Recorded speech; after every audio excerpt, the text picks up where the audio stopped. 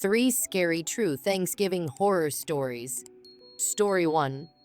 The Thanksgiving Intruders. It was a cold, rainy Thanksgiving evening. One of those nights where the weather outside makes you appreciate the warmth of family and home even more. Our Thanksgiving celebrations were always intimate.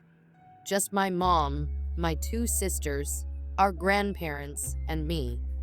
My older sister, Nancy, had moved out a few years ago, but my younger sister, Jamie, and I still lived at home. This year, we were hosting dinner at my mom's house, and our grandparents were making the short 20-minute drive over despite the relentless rain. By 5 p.m., they arrived. The downpour was so heavy we had to rush outside with umbrellas to help them up the slick driveway and into the house. Inside, the smell of roasted turkey, spiced stuffing, and pumpkin pie filled the air. The fireplace crackled, adding a warm glow to the cozy living room, where my grandpa and I settled in to watch his beloved Cowboys play on TV. The scene was perfect classic Thanksgiving comfort, a night meant for family bonding. Dinner was served promptly at 6 p.m. The dining table was a feast for the eyes. Turkey, lamb, mashed potatoes, candied yams, cornbread, cranberry sauce, and every side dish you could imagine. We laughed, shared stories, and enjoyed the kind of happiness that only comes when everyone you love is gathered together. Outside, the storm raged on, but inside, everything felt safe and serene. That feeling didn't last long. Around 7:30 p.m., the doorbell rang. It was unexpected. We weren't expecting anyone else. Mom froze mid-conversation, her face turning pale. "Could it be your father?" she muttered. My dad hadn't been part of our lives for years, but the possibility of him showing up unannounced on Thanksgiving wasn't entirely out of the question. Mom nodded toward me, signaling for me to check. I approached the door cautiously, the sound of rain pounding against the roof, making it hard to hear anything outside. "Who is it?" I called out, my voice steady but curious. There was no answer at first, just the sound of water dripping off the awning. Then faintly, a man's voice called back, "I need help. Please, I'm hungry." Through the frosted glass of the storm door, I could make out the figure of a man in a soaked rain jacket with the hood pulled low. He looked disheveled, his posture slightly hunched as if the weight of the rain was pushing him down. I turned back to the living room to relay what I saw. Grandma immediately urged us to help the man, her compassion shining through. "We have plenty of leftovers," she said. "It's Thanksgiving, after all." Mom wasn't so sure. "It's dangerous to open the door to strangers," she warned, her tone cautious.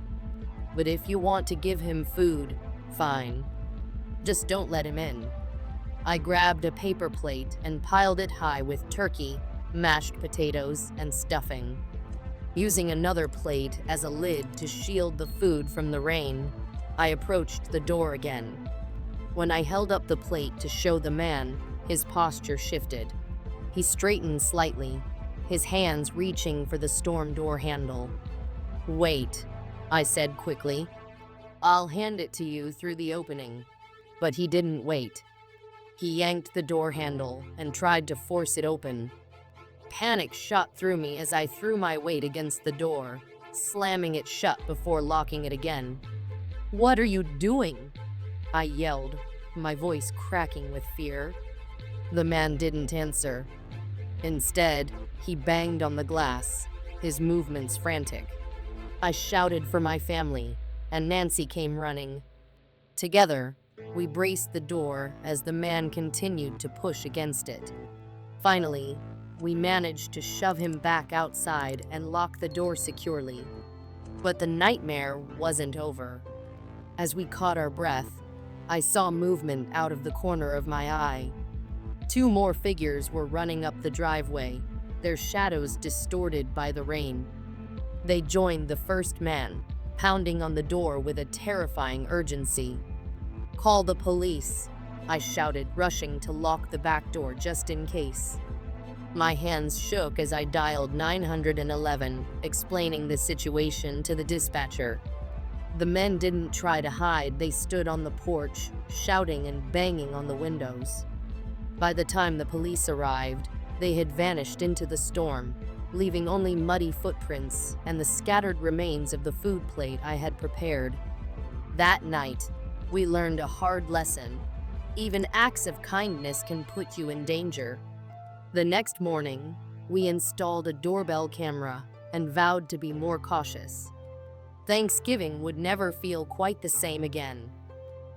Story 2. The Stalker's Text. Thanksgiving night was supposed to be a time for family and gratitude. But for me, it became a night of terror that I'll never forget. This year, my parents hosted Thanksgiving dinner, and the house was filled with laughter and the smell of roasted turkey. It had been months since I'd seen some of my cousins and uncles, so it was nice to catch up. We gathered around the table, eating, drinking, and sharing stories from the past year. Everything felt normal safe. Then my phone buzzed. I glanced at the screen and saw a text from an unknown number. Normally, I would have ignored it, but something compelled me to open the message. "Hey Melissa, happy Thanksgiving. Hope you're having a great day." My stomach dropped. I recognized the tone immediately. It was Kevin, a guy I had matched with on a dating app months ago. Things had started off fine. He seemed nice at first, but it quickly became clear that he was obsessive and controlling. When I ended things, he didn't take it well. Since then, he had been finding ways to contact me despite being blocked on every platform. This text was just another reminder that he wasn't going to let go. I showed the message to my mom, who immediately urged me to report it to the police. "Don't engage with him," she said firmly. "Block the number and move on." But ignoring him only seemed to make things worse. Over the next hour, I received several more texts from different numbers. Some were sweet and apologetic, while others were angry and threatening. Later that night, after everyone had left and the house was quiet, I sat in bed scrolling through my phone. I felt uneasy, as if someone was watching me. Then my phone buzzed again. This time, it was a call from an unknown number. I didn't answer, but then I heard it, the faint sound of footsteps outside my bedroom window. My heart stopped. I froze, listening intently as the steps grew louder. They were slow and deliberate, like someone didn't care about being caught.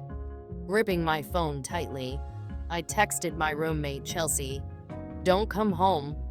Someone's outside." The footsteps moved toward the front of the house, and I heard the faint creak of the porch steps. My phone buzzed again. It was another text from an unknown number. "You think you can ignore me?" Terrified, I called the police and stayed locked in my room until they arrived. By the time they searched the property, the stalker was gone. But the fresh footprints in the snow leading to my bedroom window told me everything I needed to know. He had been watching. What do you think of this expanded script? Would you like me to adjust or add further details to the pacing or descriptions? Stalker in the apartment. A chilling experience, because it was supposed to be a quiet night. Chelsea, my roommate, had gone to visit her family for the evening, leaving me alone in our cozy little apartment. I didn't mind. The solitude was something I usually welcomed. I curled up on my bed, a blanket draped over my legs, and started a movie to pass the time. It had been a long week, and the thought of having the apartment to myself felt like a small luxury. The first hour was uneventful. The sound of the movie mingled with the occasional creak of the building settling. I was engrossed in the plot when I heard the faint sound of footsteps in the hallway. At first, I dismissed it as coming from the apartment above us. Old buildings were like that, and I had learned to ignore the random thumps and bumps. But then, the sound grew louder, clearer. These weren't coming from above. They were inside. I froze, my heart thudding in my chest. Was Chelsea back? She hadn't mentioned coming home tonight. The footsteps moved closer, stopping just outside my bedroom door. My breath caught as the doorknob rattled. Slowly at first, then with more force, as if someone was testing it. "Chelsea?" I called out, trying to mask the tremor in my voice. The rattling stopped immediately. Silence. My pulse pounded in my ears as I strained to hear anything else. Then, the footsteps retreated down the hallway. My mind raced. Had Chelsea forgotten her keys? Maybe she'd tried to get in and then realized her mistake. But something felt off. Chelsea always texted before coming home. I grabbed my phone, hoping for a message from her, but what I found made my blood run cold. There were several unread texts from an unknown number. The most recent one read, "Good thing you made it obvious where you live." I stared at the message, dread pooling in my stomach. I had no idea who it was or how they had gotten my number. The earlier texts were equally disturbing. Vague comments about my routine, details no stranger should know. Panicked, I dialed Chelsea. The phone rang and rang, but she didn't pick up. I tried again, my hands shaking, but there was still no answer. Desperate, I called my parents. My dad picked up on the second ring. "Dad, I think someone's in the apartment," I whispered. "The door, it's locked, but someone tried to get in." "And these texts, stay in your room and lock the door," he said firmly. "Don't make a sound." "I'm coming over right now." My dad lived only 10 minutes away, but those 10 minutes felt like hours. Every creak of the floorboards, every faint noise from the hallway made me jump. I stayed on the phone with him the entire time, whispering updates as I heard the occasional faint shuffle outside my door.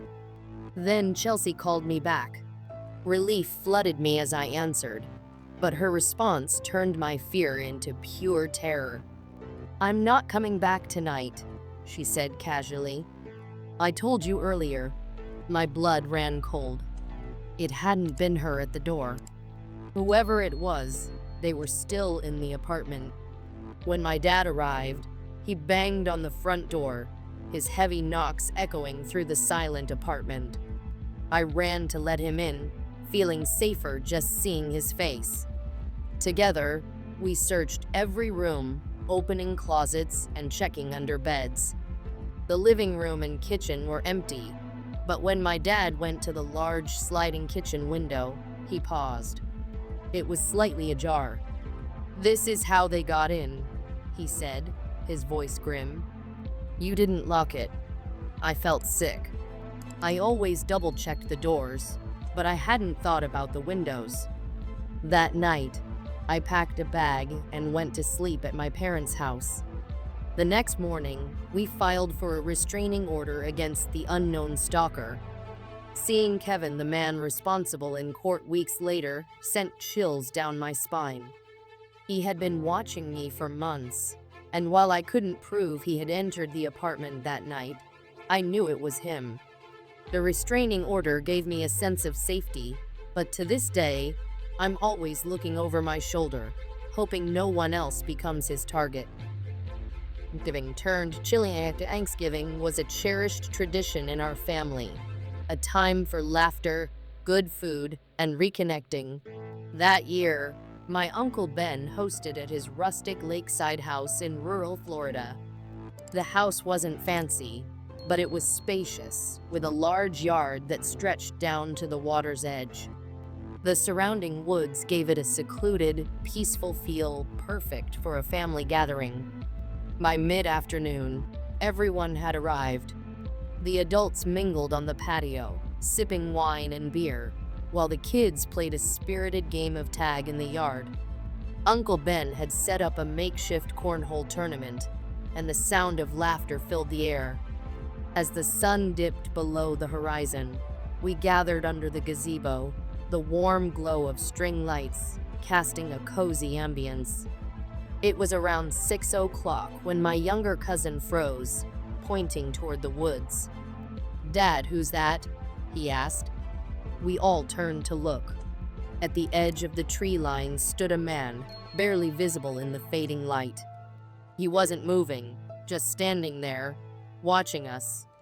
Uncle Ben, always quick to brush things off, stood up and called out, "Can I help you with something?"